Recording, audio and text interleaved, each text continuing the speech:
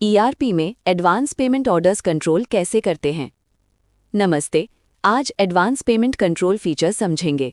ये feature client के payment terms के हिसाब से डिस्पैच कंट्रोल करता है।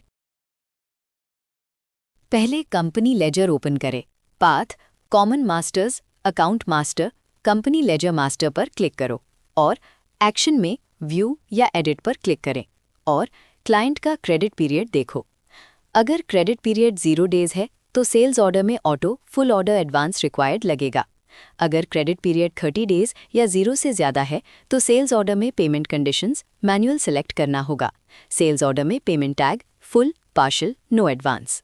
न्यू सेल्स ऑर्डर बनाते टाइम क्लाइंट सिलेक्ट करो। जो क्लाइंट आपने सिलेक्ट किया है, अगर उस क्लाइंट का क्रेडिट पीरियड 0 सेट है तो payment tag full advance required automatically show होगा। और जो क्लाइंट आपने सिलेक्ट किया है, अगर उस क्लाइंट का क्रेडिट पीरियड 1 या 1 से ज़्यादा सेट है तो payment tag partial order advance required या no advance required manually select करना पड़ेगा। एंड आइटम डिटेल्स फिल करो और ऑल रिक्वायरमेंट को फुलफिल करें। उसके बाद सेव या सबमिट पे क्लिक करें। सबमिट होने के बाद स्टेटस पेंडिंग शो होगा। चलिए अब स्टेटस का मतलब समझते हैं। Sales user rate approved, account team account approved, production team order accepted. Order ready status यानी फुल एडवांस के लिए मैंडेटरी होगा। ऑथराइज्ड यूजर ऑर्डर रेडी करेगा, फिर accountant confirmed. Sales order confirm होने के बाद अब डिस्पैच करना होगा।